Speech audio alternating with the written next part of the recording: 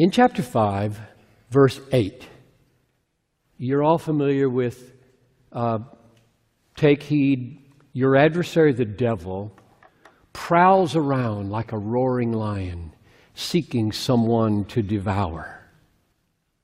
Resist him, firm in your faith. And after you've suffered a little while, the God of all grace will himself restore, establish, and strengthen you. So what does the lion eat? What's to devour you? That probably doesn't mean your muscles, flesh, bone. It's your faith, I think. Now, confirmation. So the devil right now is in this room. He hates what's going on here. And he wants to just eat your faith. And he has all kinds of ways of sowing thoughts in your mind that cause you to see anything faith-building, I might say, as ridiculous. So he wants to eat your faith. If he can eat your faith and consume it and destroy it, he doesn't care what else you do. Do you remember Luke 22:32? Luke 22:32. Jesus looks at Peter and he says, Satan has demanded to have you, that he might sift you like wheat. Now what is that picture? So you got a sifter here, right? And you got Peter and the sifter, and Satan wants to sift you, Peter, like wheat. So he pushes you through the sifter. What does he want to stay in the sifter, or what do you call it, sieve, or whatever the right word is? And what comes out the bottom? My answer is, he just wants to push Peter through, and out comes Peter, and up here is faith. Right? I want faith out of your life. Satan has demanded to have you.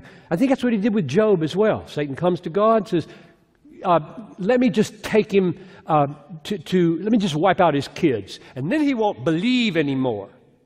And that didn't work. Let me attack his body. And he said, well, but just don't kill him. So he diseases him, and that didn't work. He kept trying to sift him and get faith out of his life with suffering, which is what the context is in 1 Peter 5:8. And here's what Jesus said. Jesus says, I have prayed for you that your faith may not fail. And after you have turned, strengthen your brothers. Not if you turn. Jesus looking right into Peter's face and saying, okay, we're going to do a Job kind of thing here. Satan wanted to sift Job, and I'm going to let him have you tonight. Up to a point and no further. Because I have prayed for you, that your faith fail not. So my question is, did his faith fail? He denied him 3 times. He denied Jesus 3 times. I don't know him. I don't know him. I don't know him. And Jesus says, I'm praying that your faith won't fail. After you have turned, strengthen your brothers. And he made Peter a rock for the church. So he writes letters like this about suffering and satanic attack and faith and God's preservation of it. I don't think his faith failed utterly. Isn't it wonderful? I mean, that's just wonderful. There is such a thing as us failing. You will fail today, probably, in some particular way that faith would cause you to act in a bold way, and you don't do it, faith fails. But you haven't failed utterly. Jesus is praying for you. Romans 8. He is interceding for you at the right hand of God. And what is he asking God to do? He's asking him to do verse 5. By God's power, you are being guarded through the God-sustained, Jesus-sustained, Spirit-sustained faith